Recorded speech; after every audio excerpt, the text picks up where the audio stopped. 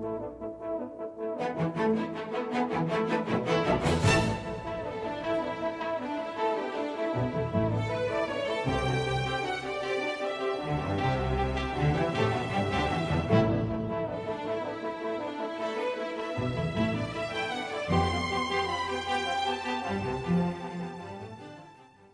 like to ask you how old this rock is, and this particular one is a mixture of all kinds of processes, but let's assume for argument's sake it's sedimentary rock. How old is it? Well, what would science do to tell you how old it is? Well, you say carbon dating. Now, you can't use carbon dating on sedimentary rock because carbon dating doesn't go back far enough, and you can't date sedimentary rock in the first place. So if you cannot date it, how old is it? Well, you don't know how old it is. The only thing you can date is igneous rock. And you can use processes like uranium-lead dating, you could use potassium-argon dating, and you could use dating techniques like that to say how old this rock is. Now, how old is it?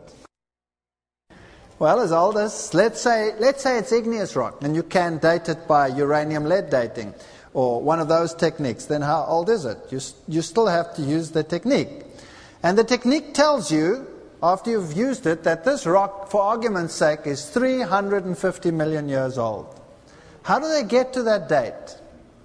Well, they have to make some basic assumptions. They have to assume that at one stage, all the uranium in this rock started decaying to this isotope of lead, and eventually you have this isotope of lead in there, and there's a relationship between the amount of uranium and lead in this rock. Does that make sense to you?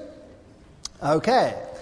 So, if I want to know how old this rock is, I must know some basic things. If I want to know how old any one of you is, what must I also know about you? Well, I can't tell how old you are until I know when you were born. So how do I tell the birth date of this rock? Well, I cannot, because it's after the fact. I'm looking at the rock. So I have to assume that in the beginning there was no isotope of lead from the decay of uranium. So the lead was not there, the uranium was there. Right? So I have to assume that the clock was set to 0 so that there was no isotope of that particular lead in this rock. So 2 pointers. There was no isotope and it was set to 0. Good. Now, if I want to know how old it is, if I want to know how much time it takes to set a sand clock. You know, I set one of those eyeglass timers, those egg timers. Then I know it takes X amount of time for the sand to run from the top into the bottom. Is that right? But what if I had a hole in the top and somebody sneaked more sand in there? What would happen then to my clock? That would be a problem, right? Or let's say I took the time that it formed the bottom to come out the bottom, and I had a certain weight down there and I knew that much time was passed. What if somebody put some more in there? Would my clock be accurate or not accurate? All right, rock, like this one that I have over here. What do you think? Do you think it's totally impervious? Do you think it's porous? All rock is porous. Well, unless it's vitrified, but it's porous. That's why mountains can absorb huge amounts of water and springs can run even in the driest season. Is that right? So rocks are porous. All right. Can I guarantee that nothing ever went out of this rock? If I have rain and the rain runs through the rock, can the rock elements be dissolved in the rainwater, yes or no? All right, let's say I have acid rain. Do you think some of the heavy metals can be dissolved out of the rock, yes or no? So if I have a whole layer of rocks, and I have acid rain going through it, is it possible to wash some of the lead out of the top, yes or no? Where would most of the lead go then?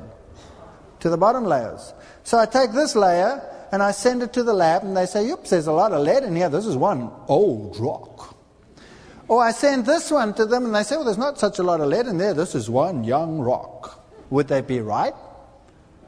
No. Would it be logical? Absolutely, but it would be absolutely wrong. Because I cannot guarantee that nothing ever went into the rock from a layer above. I cannot guarantee that nothing ever went out of it, so that there was a hole in my sand clock or a hole in the top of it. I cannot guarantee any of it. So how old is the clock? How old is the rock? Answer? I don't know. Finished. I don't know. I haven't got the foggiest. Okay. Having settled that and washed off some of this dust from my hands, let's talk about God and science a little more. Now, we discussed the rocks, we discussed the layers. Do I know how old these layers are? No, I can conjecture from being close to a rock layer that's igneous and timing and dating techniques how old it is, but the dating technique has so many assumptions that it's not really valid. I cannot use it. So I don't know how old the rock layers are. All right, so how do I know how old they are? Well, science uses the law of fossil correlation in sedimentary rock. So, for example, you go to a rock layer, and you find this fossil. And you go to another area, and you find the same fossil. Then what do you assume? That they are the same age. So how old are they? Well, they're as old as the fossil within them. So this rock over here is as old as this fossil, and this fossil over here is as old as this rock. And because this fossil over here is as old as this rock, therefore this rock is as old as that fossil, and this fossil being the same fossil as this fossil is therefore the same age as this fossil, and the rock within it is also, around it is also the same age. How old is it? I don't know. I cannot tell you how old it is. So there's no way I can tell the age of the rock from the fossil within it. It's not logical. And by the way, is it necessary that the rock is the same age as the fossil? Is that also logical? Well, it could be logical, but is it necessarily right? Of course not. If I have a dog or a cat and it dies, and I bury it in my back garden, is the dog and the cat then as old as the sand that I bury it in? Well, yes or no? Of course not. So I cannot even say that the thing buried in there is as old as the rock. I might say that it was covered at the same time that that thing died. Does that make sense? That makes sense, okay. So I cannot really say how old it is. Well, let's go to an old geology book, Dunbar Historical Geology, just to show you this isn't a new notion. That's the same in the new one, so it makes no difference. If covered by moist sediment, weathering is prevented, and for these reasons, quick burial is perhaps the most important condition favoring fossilization. Quick burial. Question: what buries a dinosaur quickly? Unless it is some form of catastrophe, isn't that right? So let's figure out some of these things. Here you have an interesting fish. It has scales on it, but it doesn't have a head. Now you might think this fish was in the French Revolution, and that's why it doesn't have a head. But there is another solution for it. The ligaments on the back of the neck holding a fish's head are one of the first things to rot away. So in fact, if you have a lot of dead fish, one of the first things to drop off is the head. The scales also, when the fish starts putrefying, start dropping off. So you can actually determine more or less how long this thing has been floating in the water. And this one over here was floating a while because the head is gone. And science will tell you that fossilization is actually a chance process over, millennia, millions of years. Here and there something will fossilize. So that, for example, this is typical textbook stuff. You have some dinosaurs, a volcano erupts, they get buried in the volcanic ash, and then there is some sedimentation or more volcanic eruptions, then erosion, and up they come, and there you have the fossil. But we saw that the majority of fossils are in watery sediments, water sediments. And what is even more interesting is the fossils are orientated. If you go to the Karoo and you look at the fossils of the dinosaurs, and that's the best dinosaur area in the world, then you will see that the dinosaurs are lying in a particular direction. Now you could assume that whenever dinosaurs died in the past that they always fell over in the same way. That's a possibility. But there might be another solution, and that is that they are stream-orientated. Do you think that sounds logical? That they are stream-orientated, that they are washed into position. Now, this particular one over here is a fish with huge bony scales, and that is considered very primitive. So science has this notion of saying things are very primitive when they look like that. Now, a sturgeon, which is the one that produces caviar, that fish, has the same bony type scales on it, huge bony scales. Therefore, it is considered a primitive fish, but it lives today. A rhinoceros is considered primitive because of what it looks like. Does that mean it's primitive? It's a mammal. It can't be that primitive. It must be one of the last things to have evolved. So this notion that a thing looks primitive doesn't necessarily make it primitive. We find scales in the fossil record. Sometimes whole rock layers jam-packed with scales, like in this formation over here. They don't form today. Nothing like that happens today because scales dissolve in the deep oceans that we have today. They don't form. You won't find them in the bottom of the mud. This one over here, you find a little fish, obviously slightly putrefied while buried. Here's another one, not so putrefied. Look at that one.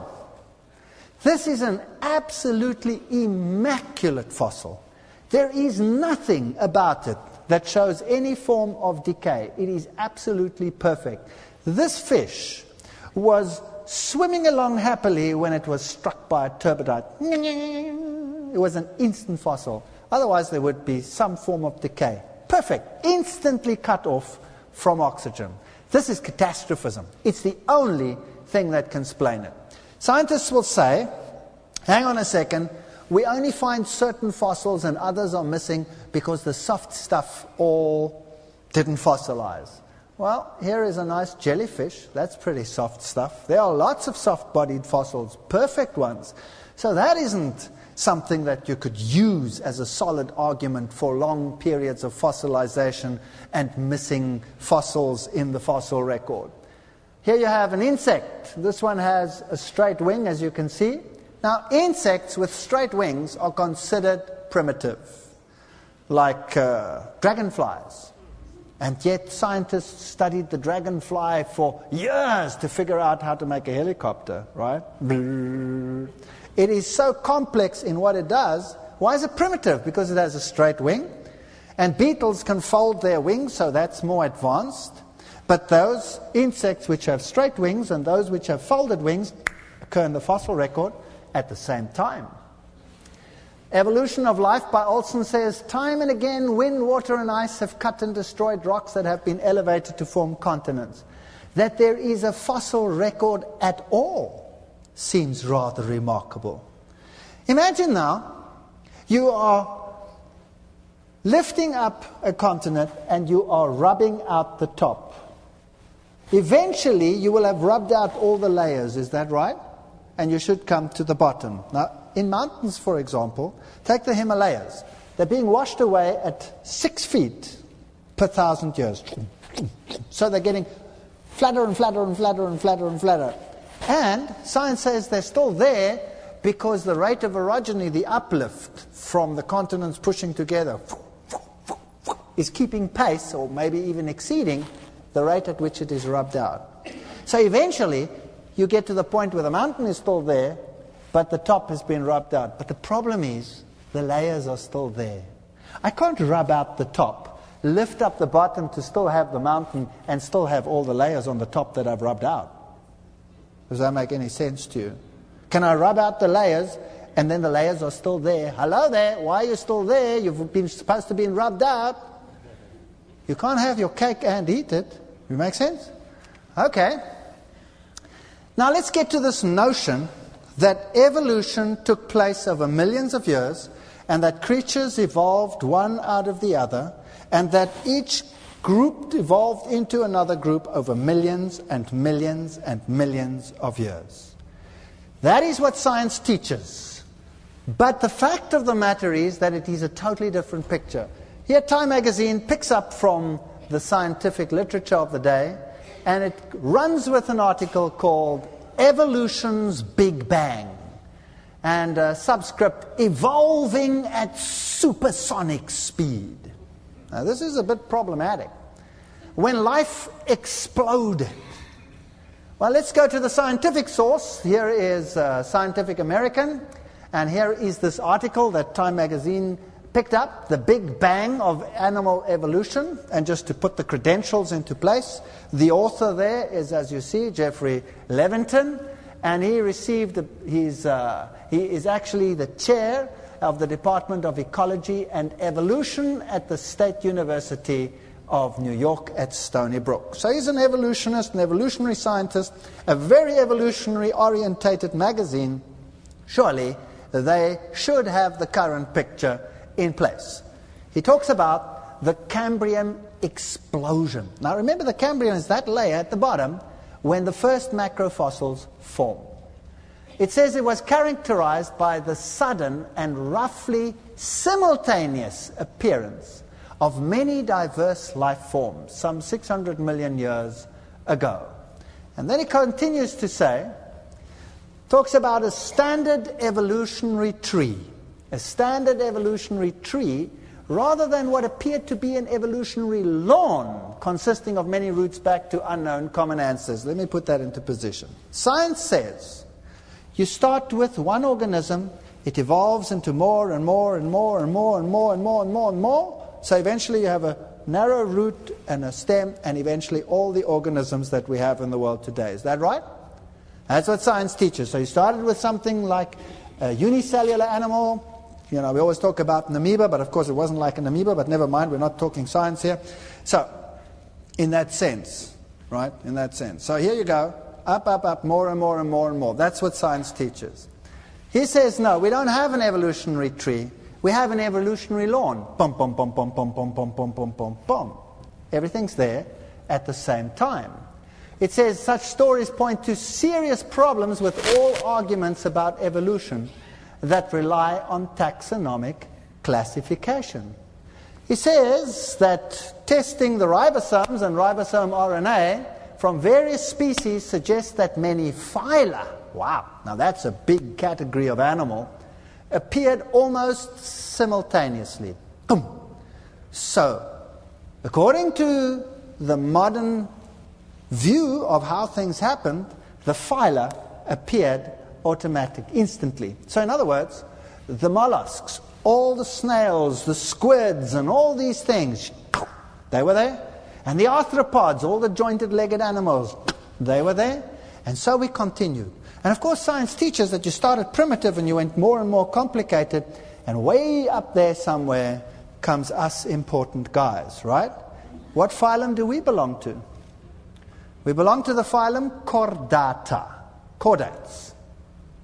Well, here's an article in the journal Nature, the journal in the world, and it's written by Stephen Jay Gould, one of the doyens of neo-Darwinism. It's titled Of It Not Above It, and he makes this statement: fast turns out to be much faster than anyone ever thought.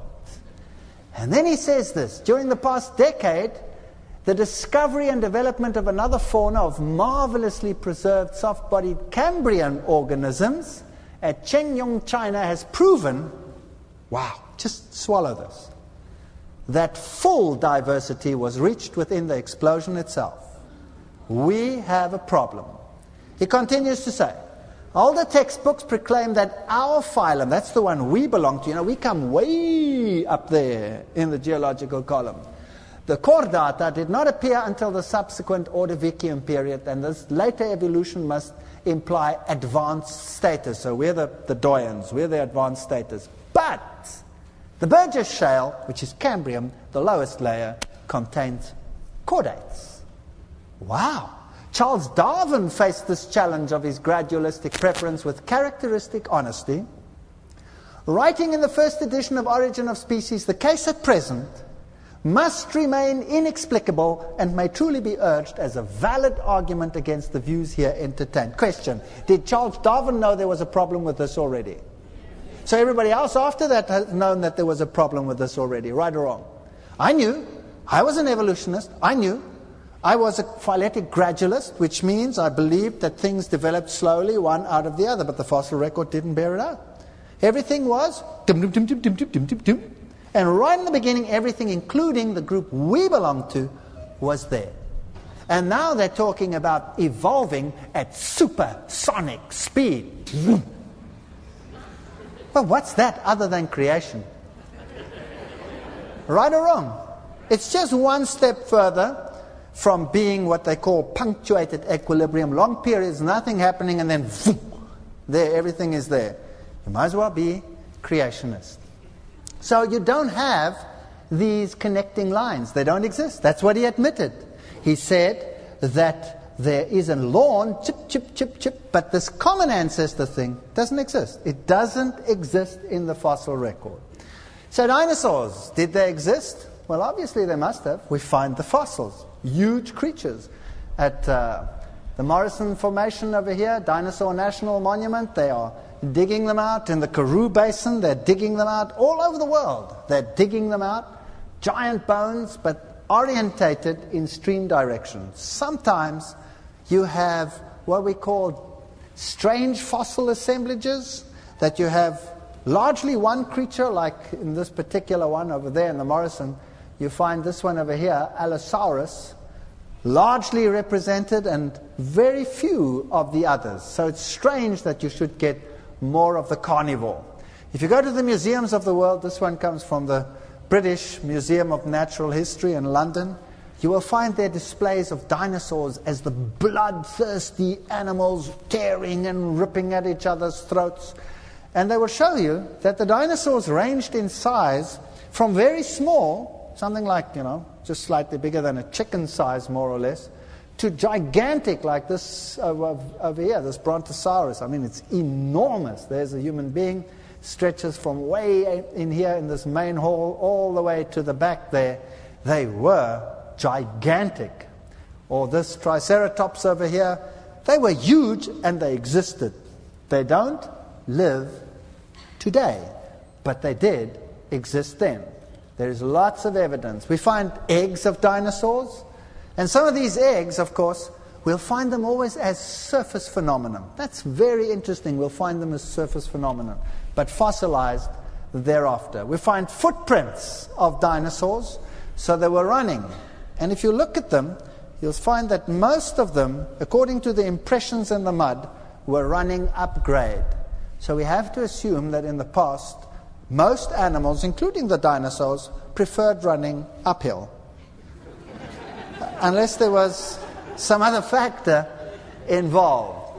And where do we get footprints from in the first place?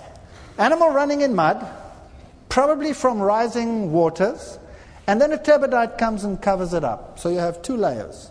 Then later on, when it dries, the top layer cracks loose, and then you have the print underneath. It's perfect. Sometimes you get the positive and the negative, the fill-in and the bottom. I've seen them all in the world, where I come across them, and they always have the same sort of criteria. Here it says, in this museum, there are over 100 published theories about the extinction of the dinosaurs. So what made the dinosaurs extinct? One of the newer ones comes with this idea: did storms land the dinosaurs in hot water? Well, maybe they did. Maybe the biggest storm that ever struck the planet. How about that? And hot water is not a bad idea, because the subterranean water comes out sometimes at 300 degrees centigrade. So maybe they did land in hot water. Science would like us to believe that meteorites struck the Earth, and that's why you have this iridium layer. And that is what destroyed the dinosaurs selectively. But there's a major problem with that. And that is that in all the layers of the geological column, you don't find meteors. You don't find meteors. You don't find remnants of meteors. And I mean, how much mining has been done in the world up to date? Huge, huge mining undertakings. How much coal has been removed from the earth in strip mining? Huge deposits. You don't find meteors. You find meteors on top. Huge masses of meteoric evidence on top, but not at the bottom. But you know that volcanic activity also produces iridium layer, and there's lots of evidence for volcanic activity all the way through. Let's just conjecture a while. Why are the dinosaurs not here today? They did exist in the past. We see their bones. Is that right? So why not? Let's try and find some scientific reason. I don't have one, but I'll offer a suggestion. Today we have two categories of animals on this planet, cold-blooded and warm-blooded. Ectotherms and endotherms we call them, right? Cold-blooded, warm-blooded. If it gets cold, the cold-blooded animal responds by dropping its metabolism and surviving that way. If it gets cold, the warm-blooded animal responds by raising its metabolism. That's you and I, for example, the mammals. And we cope with the cold that way. If you were in between, the one would kill you and you wouldn't be capable of the other. Now, dinosaurs have a bone marrow to bone ratio, which is halfway between the two groups that we have today. And the groups that fall nicely in the middle are the dinosaurs, the mammal-like reptiles, and the flying reptiles. So, is it possible that they're not suited for a post-catastrophic era, for the fluctuations in temperature that we have today, and therefore they are extinct? Just one possibility. All right, here you can see some beautiful plant fossils, and they can tell us a lot too about fossilization. Here you can see some that you can recognize even today, so the fossils aren't so different to what they were like in the past. And if you look over here, you can see over there two coal layers. Notice, please, that the forests were flat in the past, very flat. And there's a typical example of a coal seam that is being removed. Of course, a lot of the coal is considered to be compressed tree debris. So you have a forest growing, tree falls over, gets compressed, forms coal. That doesn't happen today. When a tree falls over in a forest today, what happens to it? It rots away. It becomes energy for the next generation. So this is something else. This is probably catastrophism, because we have trees sometimes the wrong way around. This one is upside down. So this is churning and activity and covering up of huge quantities of plant debris. Stephen Jay Gould says something interesting about the fossil record as well.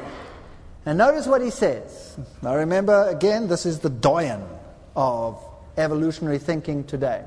The family trees that adorn our textbooks are based on inference, however reasonable, not the evidence of the fossils. If you go into a museum, you will find, for example, the evolution of the horse from the small creature, Hyracotherium it was originally, then they named it Eohippus. Why was it called Hyracotherium? Because it resembled a rock hyrax. And then they will have them all lined up from small to large. And there they are. But remember that these creatures were all contemporaneous. They all occur in the same age strata. So it's like my Martian getting a bag full of skulls. And he takes it to his lab and he arranges them from small to large. Perfectly logical, but not necessarily right. The same way, Gould said, it's based on inference, however reasonable, not the evidence of the fossils. They were arranged according to what we thought the arrangement should be. Does that make sense? Not the evidence of the fossil.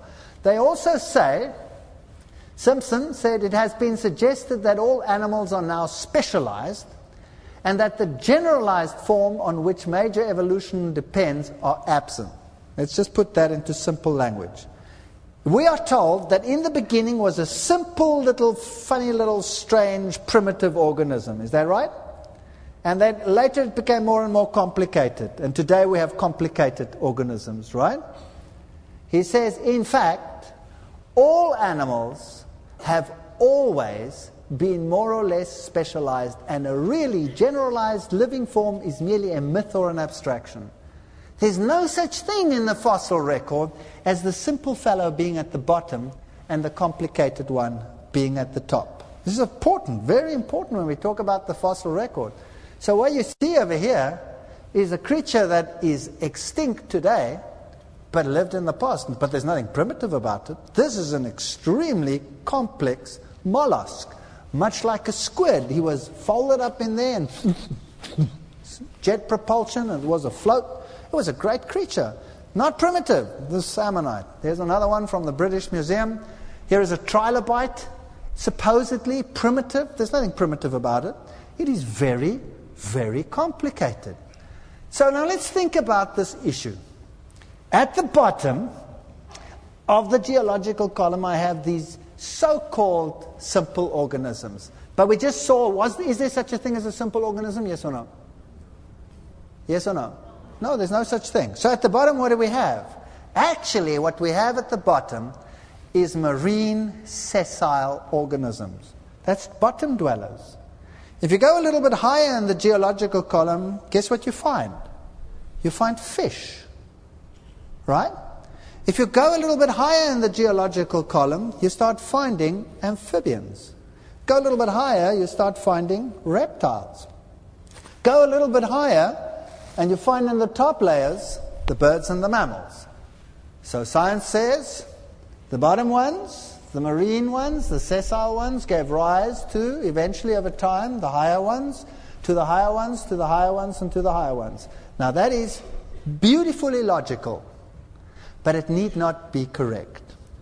If I have a pond in my back garden, and in my pond I have in the bottom some worms, walking on the bottom in the leafy algae, some snails, then I have a couple of goldfish in my pond, and I have 2 Muscovy ducks swimming on the top. My neighbor is landscaping, his bulldozer goes out of control. He comes into my courtyard with this huge load and goes and covers my pond. And all my animals are dead. Well, after a while, I pluck up the courage and I start digging this stuff out. And I dig a trench to start off with, so I have a little canyon going through there. And I look, and all of a sudden I see, whoo, this is interesting. At the bottom, there are some worms. A little bit higher, I have some snails and creepy crawlies. A little bit higher, I have some fish. And then I go a little bit higher. Ooh, interesting. Ducks.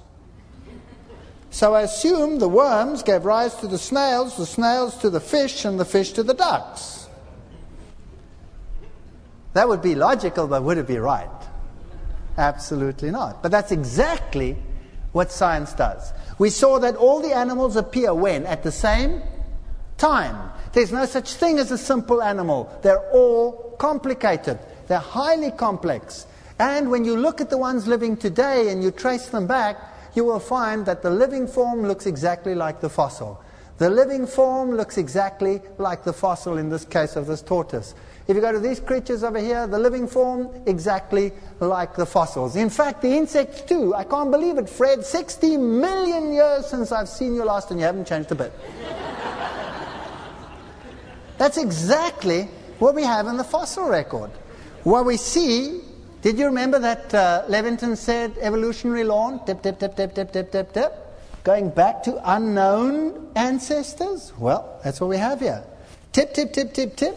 And no change. Now, is that evolution or is that a record of a catastrophe?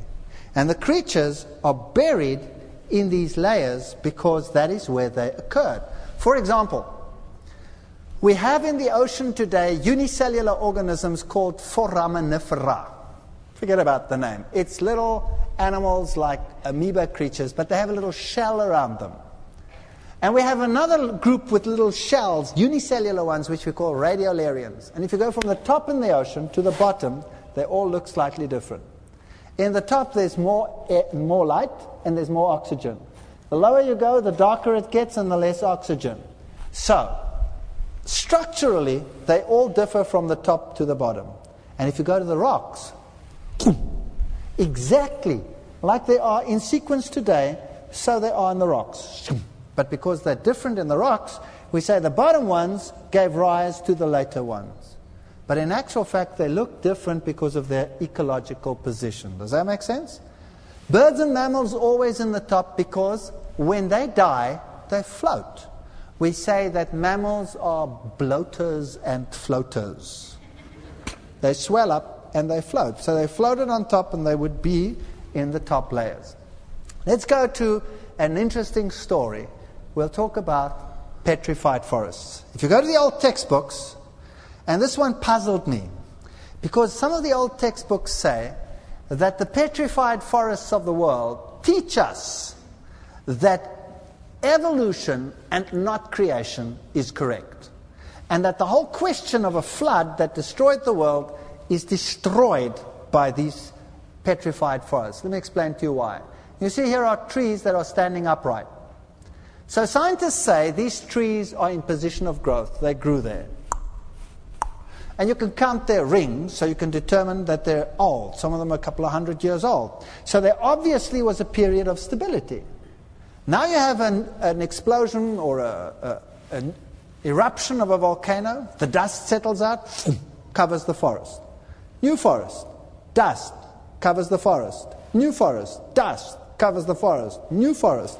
40 forests sometimes, one on top of each other. And each one with upright trees showing that they grew there. So this sequence of forests must have taken hundreds of thousands of years to form. Therefore, there goes your theory of a flood, 1 year, 17 days. Does that make sense? This is true. So if that is true, then what I'm saying tonight is utter nonsense. So it's worthwhile having a look at some of these petrified trees. Again, please note that the trees are in flat layers. Very flat forests in the past. They didn't grow up hills and down hills, but boom, flat layers. Here's one, gives you an idea of the size. They are quite large and they're standing upright. Here's one, and now let's get to some clues. This one over here stretches through a number of layers, so it must be very, very old. And what is also interesting is it doesn't have a rootstock. Can you see that? No rootstock. But what is also interesting is that it doesn't have any bark and it doesn't have any branches. Now, if I'm going to cover a forest with ash, would the roots be destroyed, yes or no? No.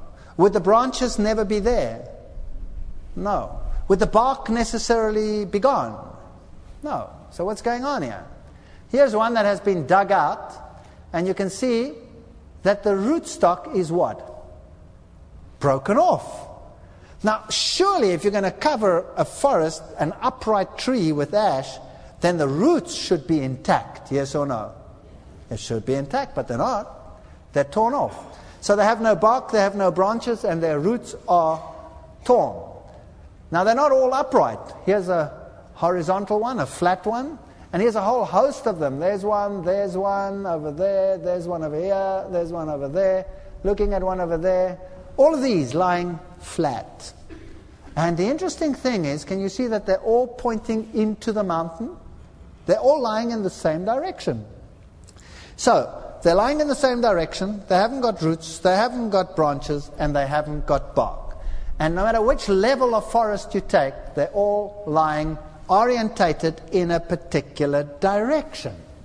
And present-day forests, you have them lying in any direction. Sometimes wind can cause some of them to be more prominently orientated in one direction, but generally speaking, there is no orientation like in these old forests.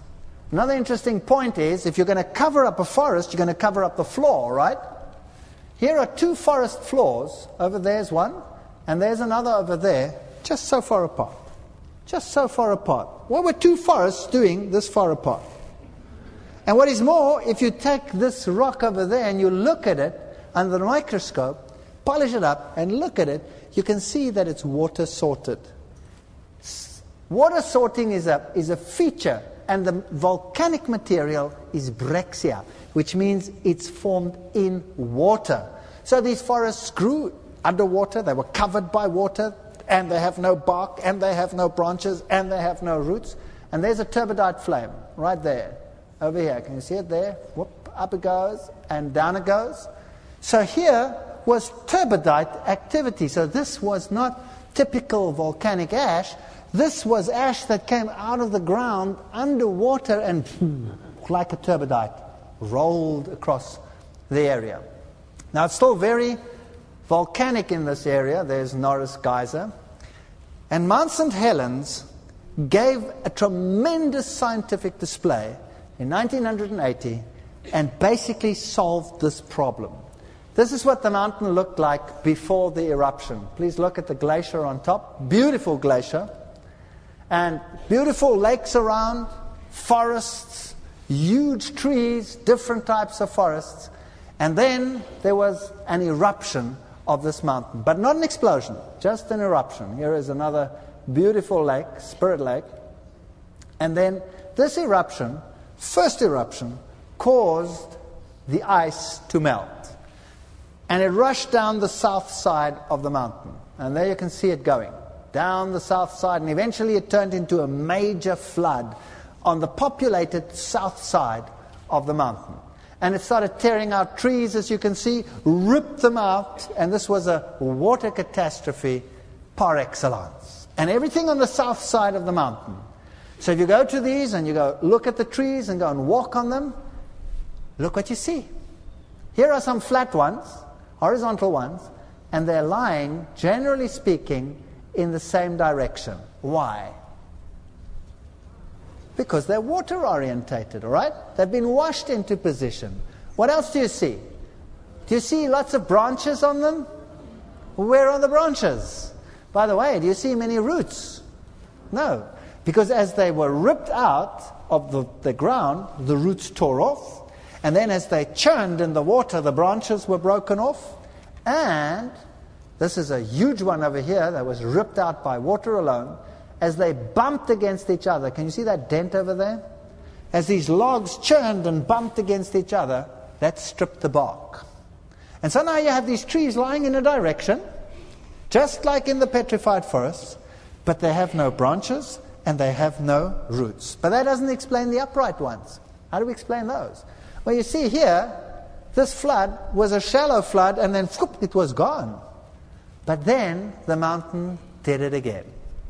1 month later, there was a slight tremor, and then, boom, the top third of the mountain shifted, and a huge explosion took place. This is the largest slide ever recorded by scientists. It was gigantic in sequence, and then it exploded with a force of 500 Hiroshima atomic bombs. Boom! And this blast was all to the north side. Now we're talking about the other side of the mountain. There's the mushroom cloud that had formed. And the forests wiped out, the lakes wiped out some of them. And this huge amount of debris falling into the lakes caused giant tidal waves to surge through the area. There's a lake before and after the blast. Boom, gone. This over here is a steam crater. So hot volcanic matter falls into the water, goes boom, explodes. There's a human being over there as an example. Can you see him? Over there. And this steam crater formed within seconds. This is a canyon formed by one of those tidal waves. Just going washed it out in seconds. And if you look at the layering, well, scientists would have believed it would take millions of years for this to happen. But it happened instantly. This tree was transported upright, look at the top, sheared off by wind force, blast force. That one transported upright. But the real answer came here. This is Spirit Lake after the eruption.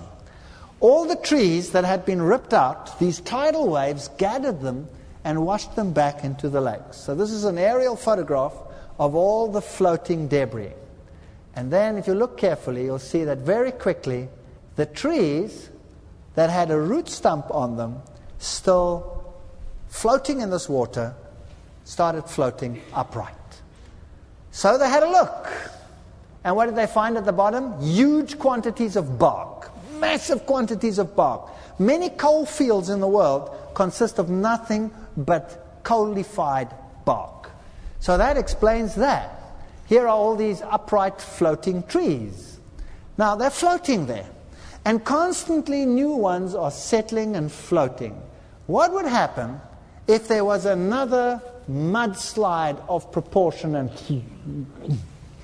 the turbidite would come along. What would happen? They would be buried in position of float. Does that make sense? Okay. Here's another upright one. So they took a sonar and had a look, and every one of those blimps is an upright one. So there were thousands of upright trees floating in that little lake. So if we go to this area and we have a look at the various layers, we find something exciting. Each one of those layers represents one activity, one volcanic activity. In each one of them, you have some horizontal trees, like over there, and you have some vertical trees. Now, imagine everything is covered in water, and some of the trees are floating upright, and some of them are becoming waterlogged and sinking. In this area, there are only 4 eruptive cycles, because you can tell each layer, you can tell by its chemical analysis whether it belongs to one cycle or another cycle. So they know that there are 4 active areas here. So let's assume there's a crack in the ground in that corner, a crack in the ground in that corner, a crack over there, and a crack over there. And that one shoots forth volcanic ash and material, and it goes under the water and goes this way. Which way will the trees be orientated? This way. And then that one goes off and this way. And new trees settle out, new ones are buried this way. That one goes that way, so the trees are orientated that way. This one goes that way, so the trees are orientated that way. And then one after the other, that one goes again, that one, that one, that one, that one, this one, in different sequences. Interestingly, the bottom layer, at the bottom there, and the top layer, just by chance, have the same fingerprint. In other words, they have the same chemical composition. And the same chemical composition appears here and there in the middle as well. Now, we know from studies in Hawaii that the print doesn't change very rapidly, but it doesn't take long to change either. So when a volcano erupts, it draws magma, and when the bowl is empty, the volcano is dormant until it fills up again, and then it goes to a new eruptive cycle. If that cycle is more than 3 months apart, the print differs. So how long for all the petrified forests to form if the top print and the bottom print chemical composition is the same? Less than 3 months. Does it fit into the sequence? Absolutely. It fits into that 1 year, 17-day sequence. In fact, it fits into that first period, that 5-month period. No matter where you go in the world, you will find petrified trees and trunks and petrified forests lying in the same direction. This is in Africa. Here they're lying in the same direction. I measured these forests. I counted them. 95% and more of the trees are orientated. In other words, they were washed into position. Whether it is Europe, whether it is Africa, whether it is North America, whether it is Asia, whether it is Australia, everywhere in the world it's the same story. Are we talking local catastrophe or worldwide catastrophe? We're talking worldwide catastrophe.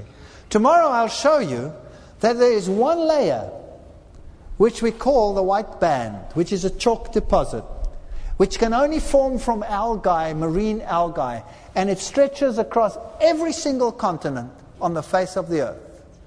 Therefore, how much of the continents must have been underwater at the same time? All of them. Now, if that ain't a flood, I don't know what is. I really don't. Well, here is one of these petrified trees, as you can see it over there. And there's a plant growing on it. In America, they say a plant. Okay. And if you look at it, you'll see that its branches are ripped off. This is in Africa. You will see that it doesn't have bark on it. It's stripped. There's that Welwitschia. And the interesting thing about the Welwitschia is that it is the oldest plant in the world. And you can actually count how old it is from its rings. If you go to your redwood state forest, you can get these giant redwood trees. Now, the interesting thing about the redwood is that it is fire resistant. It doesn't burn. The rest burns around it, but it survives. And these are first generation forests. So by counting the rings, you can determine how old these trees are. When you go to the Welwitschia, when you go to the giant redwoods, those are the oldest living things on the planet. You will see that they are between 4,000 and 5,000 years old. When you go to the rivers of the world and you determine how long have the rivers been flowing, you will find that they have been flowing on average not more than between 4,000 and 5,000 years. How do we know that? Well, let's take the Nile. They want to build a dam in the Nile. They want to know how long is that dam going to survive. It fills up with silt, right? So it has a lifetime. So if you want to know how long it's going to survive, what must you know? How much silt does the river bring down per year? So they put nets in the river and they do scientific studies for many years before they decide to build a dam. So when they built the giant dams, they put in these sieves, they count how much, determine how much mud the river brings down per year, and then they know the lifespan of that particular dam that they're building. But now, let's take the Nile. It flows into the Mediterranean. There's no great subduction there. There's no place where the mud can disappear under the ground, and it's trapped right there in the Mediterranean. If you take a satellite picture of the delta, and you can determine how much mud has this river brought down in its life, well, it's an easy calculation. It brings down so much per year. There's so much there. How long has it been flowing? 4,000 to 5,000 years. You do it with a Po, roughly 2,000 years. You do it with the Mississippi, Missouri, well, 4,000 to 5,000 years. All the trees, 4,000 to 5,000 years. Isn't that strange? I think it's very strange. Maybe these giant fellows are the first ones to settle again after the flood. So we see fossils in the fossil record. They are sequenced, yes. But their sequence is marine bottom dwellers with a sequence in between. But if we look at the bottom, everything is there at the same time. So now we have an understanding of how that could have formed. We see that it was instant according to science itself. So you have a choice now. You can believe in millions and millions of years of evolutionary processes, or you can believe in catastrophism. And the model that we have presented, in my opinion, fits the data. So there is nothing to be ashamed of if you wish to believe that model. And you do not have to feel intimidated by the other models which rely on millions and millions of years of sedimentary processes. I'm not here to ridicule one or the other. I'm here to set an alternative. In the schools of this world, are we set alternatives, yes or no? If you want to go and vote for which party will run your country, how many parties must stand in the election before it's worth your while going to vote? 2. If there's only one party standing, what's the point in voting? Isn't that right?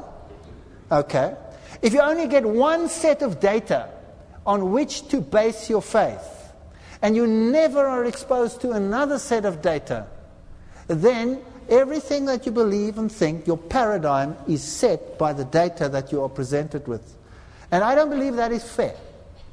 So I'm not here to ridicule one or the other. I'm here to set an alternative, to present another view, to, if you like, put another political party up there for you to cast your vote for, the one or the other. It's a question of choice. That's the beauty of mankind, freedom of choice. And as we continue this series, you will see that the plot thickens and that you have far more to base your faith on. And your choice becomes so much more grounded that you have to have nothing to be ashamed of to believe in the one rather than the other. Christians right throughout the world are intimidated by science. They're intimidated by the school system, by the universities, by the media.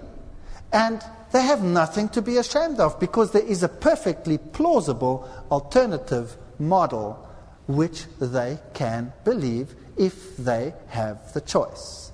So bring some more folks. Let's talk about choices. Tomorrow we're going to talk about evolution of man. We're going to talk about woolly mammoths. We're going to talk about how animals could have fitted into an ark. All these interesting questions. We're going to talk about different races of man, different races of organisms, how it all happened. And see you again tomorrow night. Thank you very much.